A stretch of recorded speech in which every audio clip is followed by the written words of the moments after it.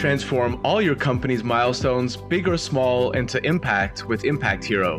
Whether it's a sale, a new hire, a demo booked, or anything else, with Impact Hero, you automatically generate a gift that matters, like a tree planted, a kilo of plastic recovered, or a piece of coral reef restored. Join the hundreds of companies that are already boosting sales and retention while making an impact. Go to impacthero.com/podcast now to get 10% off. Again, that's impacthero.com/podcast to get 10% off.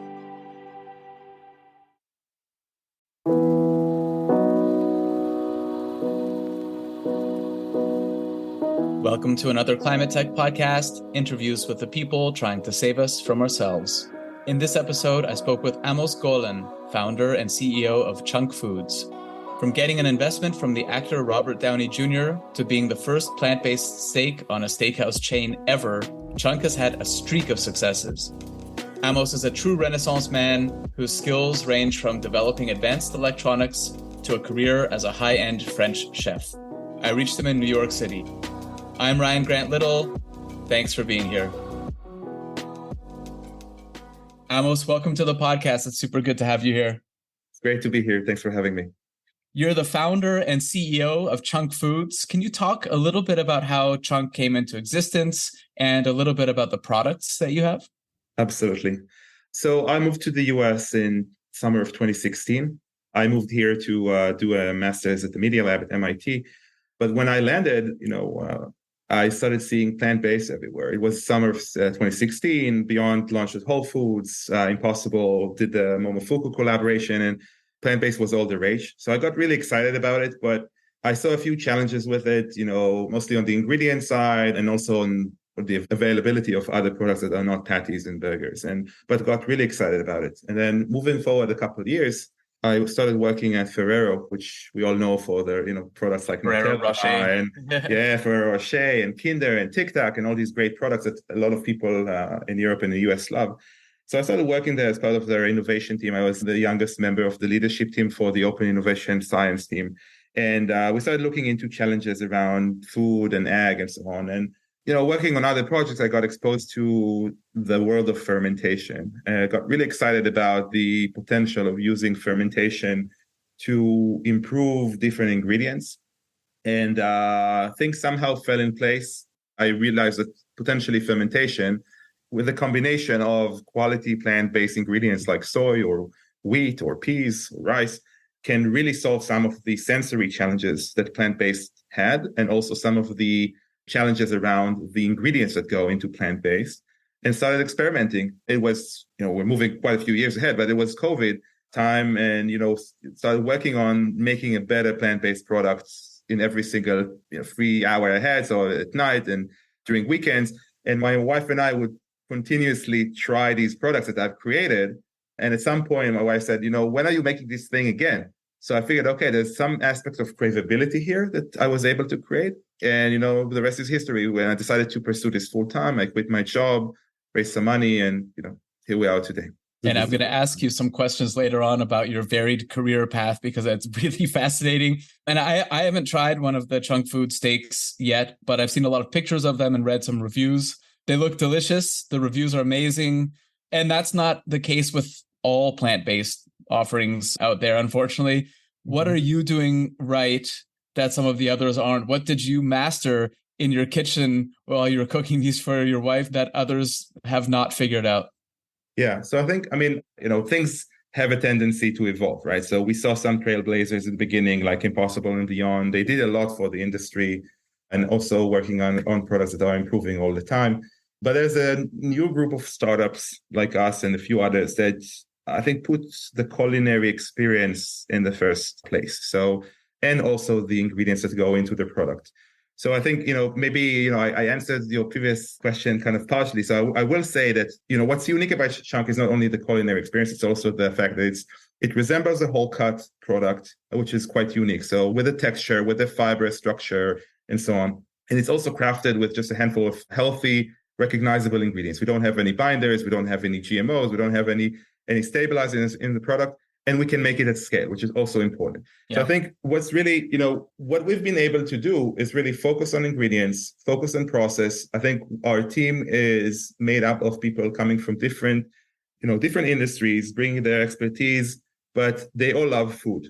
We're not looking at this as a product. We're looking at this as food. This needs to be a staple that people want to eat. People need to want to pay for this product, and it needs to work for them just like other products work for them when they cook them at home, right? So if someone is used to cooking meat or still loves meat, you need to give them an experience that's comparable or better to what they're used to doing today. So it can be challenging for them to cook it, or it can't have the smell of cat food when you cook it and your whole apartment smells like cat food afterwards, or it can't have fat rendering out. I mean, I obviously being a little kind of cynical here, but this was some of the problems with the less great products out there. And we really so-called functionality of the food, right? Exactly. But even functionality, like I actually don't like the word functionality because it's very techy. And at the end of the day, food is food. We want to think about it as food. We want to think about it as what it is. And we don't want to think about an ingredient that's added there for functionality. We want to think about an ingredient that's added there into it because it's a great ingredient. It has a lot of protein. It tastes great. It adds some other, nutritional benefit. So even though obviously when thinking about food, technology, and functionalities, when we develop the product, at the end of the day, if the chef at the restaurant gets the product and knows what to do with it, if their cooks know how to cook it immediately because they're used to cooking beef and it's just the same, then we've achieved what we want to achieve, which is ease of use, great tasting product, and just a one-to-one ability to switch the product with beef or pork or chicken or lamb or, you name it. This reminds me a lot of kind of the philosophy of Chris Bryson, the founder of New School Foods, who has a plant-based salmon fillet. And for him, it was really important that it goes from raw to cooked. And especially for the higher end chefs at restaurants, basically the complaints that they would have and why they wouldn't have plant-based meats in the kitchen is because they said, look, I don't want to take a puck out of the freezer and go from that and then have this pre-cooked frozen thing and then serve that. They wanted to go from the kind of like raw to cooked experience as with meat. And so that was really important to them. It sounds like it is to you as well. And you mentioned restaurants. So in the US, you're on the menu at the chain Charlie's Steakhouse. Lots of publicity about this. It's the first time a plant-based steak has been on a steakhouse chain's menu. And it's listed as the FU burger, or the freaking unbelievable plant-based by Chunk. And I think for me, the most unbelievable part of the story is that the New York Post covered it, and they're actually pretty nice. They actually gave you a pretty good review. When I saw that's not generally a newspaper that I consider as like super friendly to, vegan lifestyles and foods. So congratulations on that.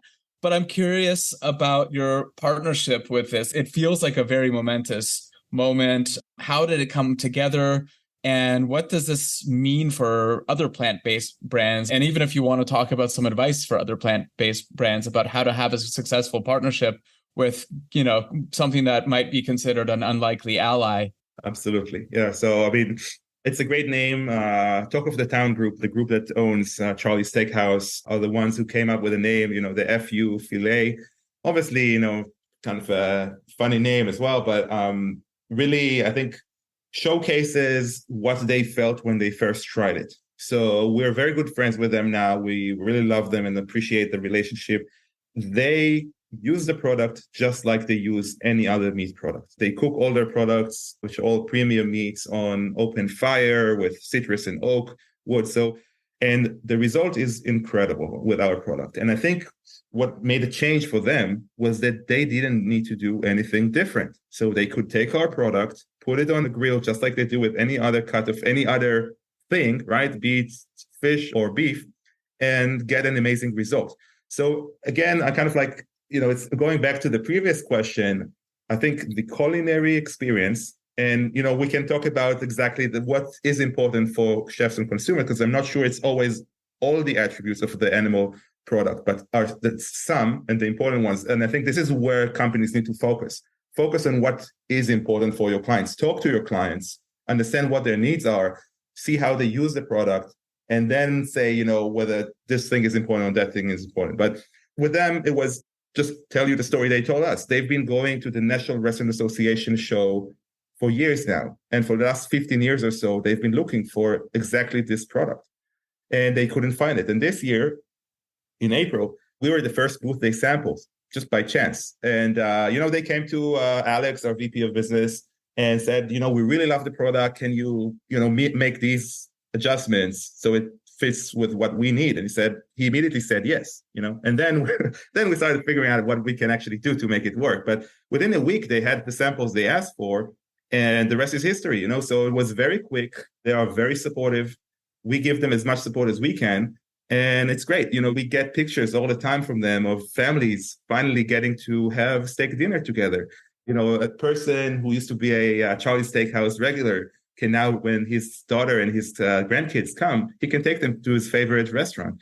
So I think if I can give one advice, and again, we're a young company, I feel it's, it's challenging to give advice where we are, but I think we did something right, which is focus on the people who cook the food and focus on the people who eat the food and make them happy. It's food. It's not technology. It's a technology-enabled food. That's what it is. And what's the reaction been beyond that? So definitely it's bringing in more customers. It's always like the example you just gave. There's always, these days, the one plant-based person in a group of diners. Now they can actually go to this type of restaurant. It kind of like opens up those possibilities. But I'm imagining, are there protesters standing outside with signs about this is a woke food steakhouse? You get some of that, obviously. You get some of that. But at the end of the day, we're not talking only about vegans, okay? So let's say vegans in the US are about, it depends who you're asking and what data you're based on, but let's say 2 to 3%. You have vegetarians, you have people who stop eating beef for different health reasons, you have pescatarians, you have people who just want to do Meatless Monday. So we're not talking about, 1 or 2 or 3%. We're talking about a lot of people who, if we don't attack them for choosing meat once in a while, if we just give them a better option or a good option, or a decent option. Till now, we didn't even have decent options. Give them a good option, they'll make that decision at least once a week, once a month, once every 2 weeks, every day. And that's how you make change. So we need to create great products that taste great, that cook well, that chefs can use, that, and that people want to eat. And the change will come from there. So no, we see, there's always nasty stuff online and then trolls and so on. But most of the feedback, the waiters, you can't imagine anyone, there's people there at Charlie's who's been working there for 20 years. They enjoy the product. They sell the product. They enjoy selling the product because it gives them a solution for group dining. It gives them a solution for families, uniting families, making the eating experience really, it's about bringing people together to the table. And that's what these kind of products are able to do.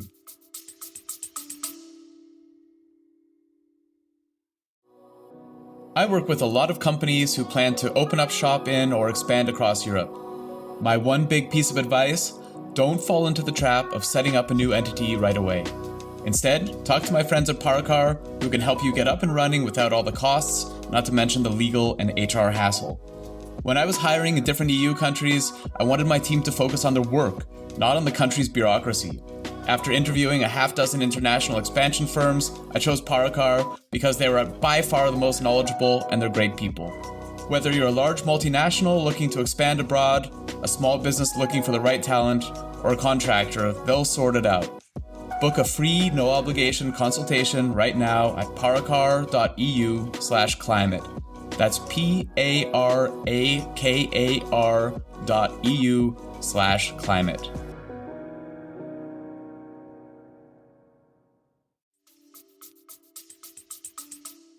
I love that. I think that's, if we can offer a product that tastes as good or better, that costs the same, that's just as accessible, then this is the way to win people over. And some of the other messaging that we've kind of done from the, in the food tech space definitely has been less effective. So it's great to see this kind of, winning hearts and minds in a steakhouse is a pretty awesome thing to see.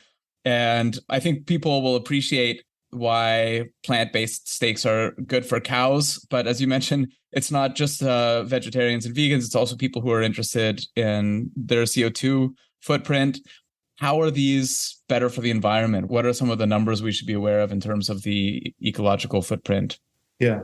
So, I mean, look, to be very honest with you, we have not done some of these early stage studies that some other companies did. We didn't spend the money on that. The reason is that the real benefit in terms of footprint comes at scale. Okay. You can't claim these kind of benefits when you make one steak at the lab. You can claim it when you make it at large, 100 tons a day. And you're efficient when it comes to energy and when it comes to everything else. But others have done the research related to growing soy or growing crops for human consumption versus feeding a cow or a pig or a chicken with those crops and then eating them.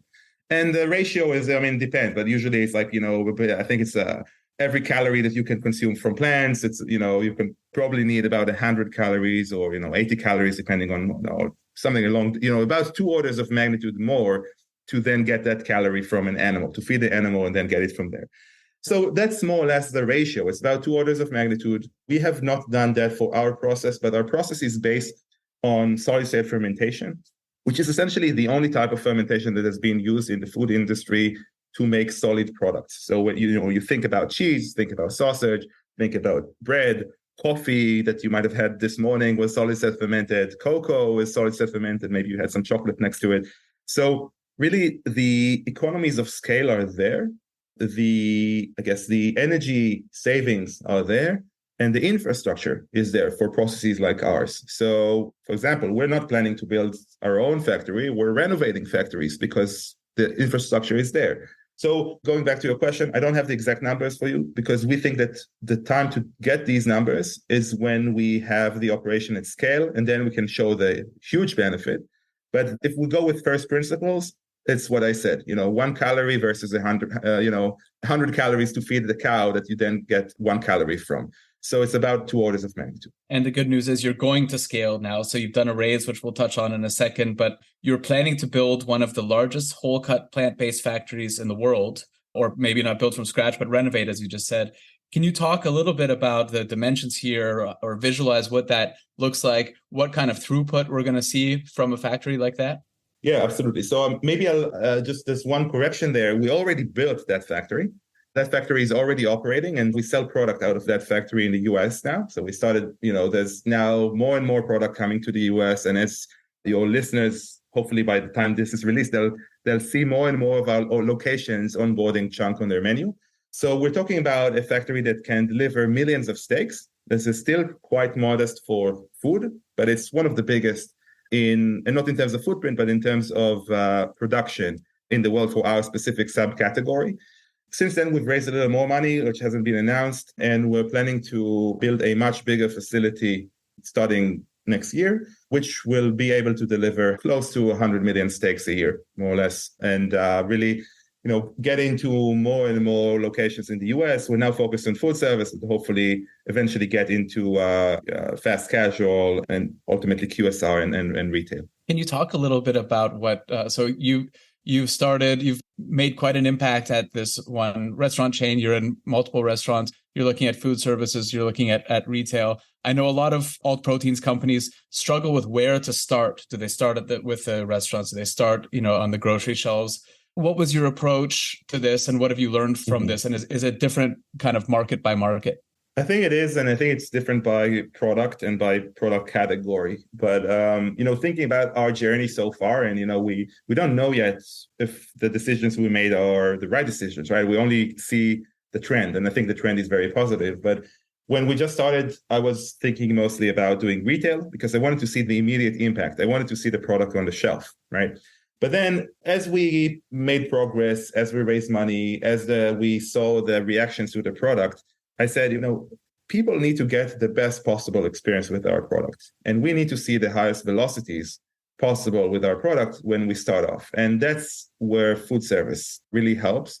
So restaurants, I can cut a salad and the chef can cut a salad and it'll probably taste better if they dress it and they cut it, right? And they charge for it, right? And their customers, the consumers are happy to pay that premium for the restaurant experience. So I think when you scale a product or a service, things are still not scaled as much as they should be. And then the economies of scale still, to some extent, still don't kick in. You need to start in a place where people can get the best experience and are willing to pay a premium. And that's not on the supermarket shelf. But this is what we did. Other companies have been very successful with retail, especially in during the pandemic or I guess at the end of the pandemic. But we're very focused on our product. Really gives chefs, not only plant-based chefs, what they need. We just onboarded like a Vietnamese chef who's definitely not a plant-forward guy. They would cook with any protein possible, but Chunk gives them a solution and gives them another protein to work with. So I think we've been able to focus on food service, and both because of the properties of the product and the quality and how it was received by chefs, but also because we thought that was the right business decision. Can you talk a little bit about kind of the accessibility and availability of this? So at Charlie's, it's on the menu at $69. That's probably consistent with their other products. That's not what it would be if it was on a supermarket shelf, of course. And I know that it's really baked into your goal as a company, which is to make delicious, nutritious, plant-based whole cuts that are kind to the environment and accessible to all. So does accessible to all, does that mean price parity with beef, or what does that mean to you? Absolutely. I think to me, it means ultimately cheaper than beef, because I think, we're selling a product that will be sold side to side with beef products, either, very high quality beef products or very low quality beef products, but it'll be sold ultimately on the same shelf, and consumers will be able to make a choice there. And that choice is made up of different things, right? It's made up of price, it's made up of taste. These are the primary aspects of any consumer decision. And then you have other things like environment and animal welfare and so on, which are at least an order of magnitude less important for the majority of consumers, if not more than that. And beef has thousands of years of history of craveability among people, right? Among humans. So if a ribeye steak, is slightly more appealing to a meat eater than Chunk, I need to be slightly cheaper than that ribeye to make that a smart consumer decision for that person to choose Chunk over that ribeye, at the retail shelf. So today we're already at price parity to good quality beef, and our goal is ultimately to be cheaper than commodity beef for whole cuts. I think the focus on whole cuts allows one to focus on products that are slightly more expensive, but are made, if you think about it again from first principles, it's made of the same ingredient, right, as a burger. So why focus on on a $4 per pound burger when you can focus on an $8 or a $9 or a $12 per pound steak if they're made of the same ingredients? So this was our kind of the hypothesis when we started working, and I think we've been able to do it. Now, if your listeners want to try our products, they don't have to. Obviously, I think Charlie's, they do an amazing job, and they have the steakhouse cut, which is a different product and a more premium product. But if they want to try other Chunk products, they don't have, there are other places that sell it for less. So there are places in New York, the price range is, we now have launched our first fast casual location. We've launched with Neat Burger. They sell it for $20. They sell a sandwich with Chunk. It's not the same portion. It's not the same product, but they sell it for $20. There are locations in the city that sell it for $25, for $32. We have a variety of products that address different price points and different businesses. So I think even today, the majority of your listeners can probably afford trying a Chunk and potentially even incorporating it in their diets. Are you exclusively in the US right now? We're selling exclusively in the US. There are some things that will be announced soon about some interesting partnerships outside the US. And I really hope that we'll find, we haven't been focused on this, but my team in Israel really wants a place where they can showcase their hard work. So we'll probably find a couple of, great chefs in Israel, and there are plenty of those who'll and work with them to serve Chunk on their menus. But we're really focused on the US. You need to be again, you asked for some advice for founders earlier. So I guess another advice I can give is be focused. It's very hard. It's very costly to focus on more than one market, on more than one channel, on more than one product. So we're just trying to it's very tempting, but we're trying to keep ourselves as focused as possible. Yeah. As an investor, I often use that kind of matrix: one problem, one product, one market. And that's a great way to start. Maybe getting onto that side of things and talking about investment. You've been very successful at fundraising. You raised $15 million, which is the largest ever raised for an Israeli plant-based company. You just mentioned also that you've got something kind of in the works right now. What's your sense right now? We have lots of investors and entrepreneurs that listen to this podcast. And one of the questions I always get is, prompts is ask about the market, ask about the fundraising market. And I wonder, so what's your feeling right now? I mean, plant-based has gone through kind of a very compact cycle of ups and downs in the past few years. What's your sense right now in terms of investor appetite? I see, there are cycles, as you mentioned yourself. And I think many companies potentially were overvalued in 2021 and beginning of 2022, maybe. This led to large checks. But some of these companies have not been able to perform. And obviously, this is the reason why, there's potentially less appetite for some investors. But I think, it's every company has its own story. Fundraising has never been easy. It's never easy, I think, for anyone. But it definitely hasn't been easy for me. I'm a single founder. Raising the pre-seed was incredibly hard, just with a story and prototype and like a team of one person. It hasn't been easy also to raise our seed round. It took us almost a year to raise that round. So I think you asked a couple of questions in one question. So I guess in terms of appetite, I definitely see huge appetite for incredible products backed with technology and a great team. But with founders and companies, I can't speak for myself, but I get for companies and professionals who are focused, who know what's going on in their business, who know the numbers, who understand that at the end of the day, we're all working in food. And the tech side is it's the added cost. It's not the added benefit, right? The added benefit is creating great product. So I think investors have appetite for companies and founders like that. And the advice I can give founders is know your business, know your financials, know when you're going to become profitable, know the bill of materials, know how to reduce the price on that, understand your technology. I'm lucky because I come from the technology side, so I understand our technology. I was also part of developing it, or I helped. I'm also kind of serving as CTO for the company, but for the less technical founders, understand your product. And most of all, and that's not my advice, it's, smarter people than I am said this many times, be obsessed about your customers, be obsessed about the restaurant partners, be obsessed about your retail customers. If the product is, talk to them, stand by the retail shelf and ask them, why do you choose this? Or why did you walk by and didn't pick this up? Talk to your restaurant partner and say, why do you think this product is good or bad? And we do that all the time. We're obsessed about this. We work with our chef partners, we help them, and we never lost a single location so far. We only sell more and more product into every location every week that passes by because we help them and they help us improve the product and the company all the time. And so I think there's plenty of investors sitting on pretty large funds. Some of them have stopped making investments or almost slowed down a lot in second half of 22 and beginning of 23.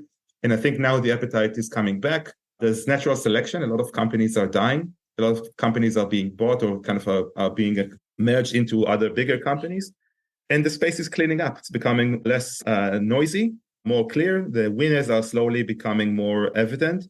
And I think what we'll see is a couple of companies in every market dominating that market or those channels and just creating great product that people want to buy.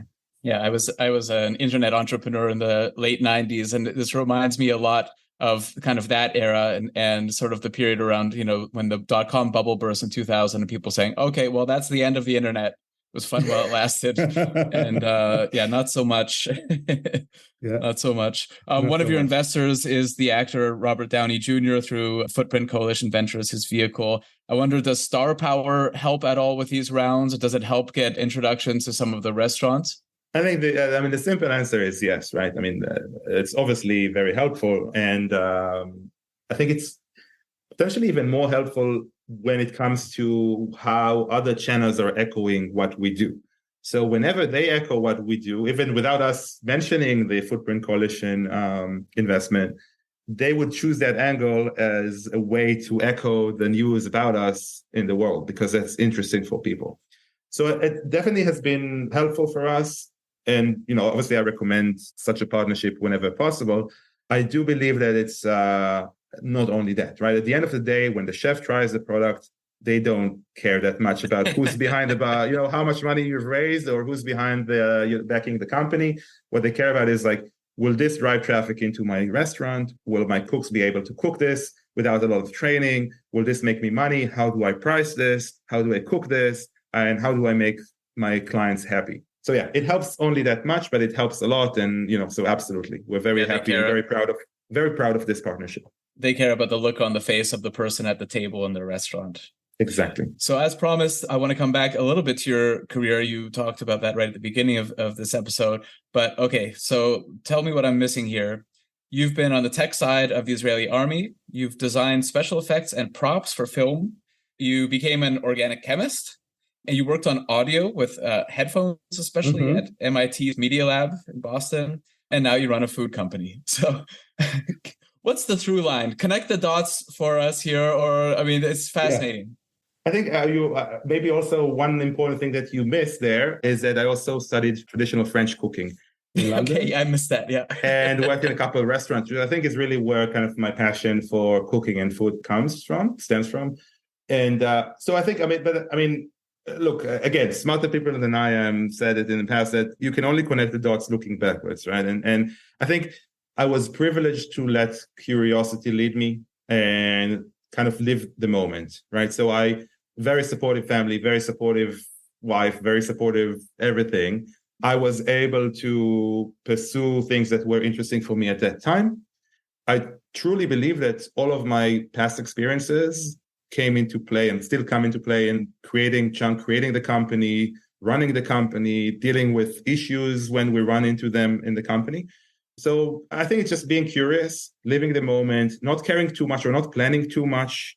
Obviously in the business we do, but when studying or when doing things you're passionate about, other things you're passionate about, just doing them for the sake of doing them because you find them interesting, because you find them useful, because you want to know more about them.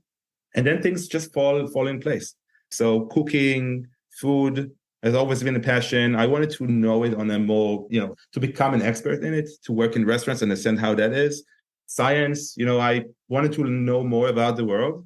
And then it becomes useful later on when if you're an engineer, or if you're a cook, or if you're an artist, right? So I work with artists, the passion for design, the passion for beautiful things, the passion for things that have a meaning behind them, thinking about things deep, more deeply. Those are things that come from any space. So I think my advice on that the way I live my life is just, I try to do the things I'm passionate about at that moment. And I just, I know they'll connect and they'll help me in the future, no matter what I do at the moment. What's the best place for people to find you online? So I'm the only social media I'm actually active on to some extent is LinkedIn. So I'm quite responsive. So LinkedIn is probably the best way to reach out. And I think maybe another point there that's worth mentioning is probably worth pinging me because I'm not super great at answering, but I will answer ultimately. So yeah, LinkedIn is probably the best way. Okay, I'll post that in the show notes. And that's going to stick with me. I was privileged to let curiosity lead me. Yeah, that's a great way to live. So yeah. Thanks for the inspiration, Amos. Thank you so much for this talk. Thank you very much. Really had a good time. Thanks for the opportunity. Thanks for listening to another Climate Tech podcast. It would mean a lot if you would subscribe, rate, and share this podcast. Get in touch anytime with tips and guest recommendations at hello@climatetechpod.com. Find me, Ryan Grant Little, on LinkedIn. I'll be back with another episode next week. Bye for now.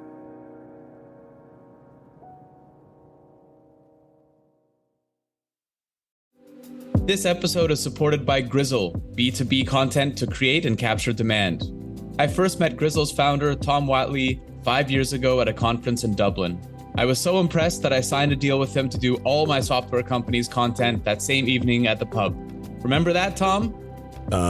Kinda.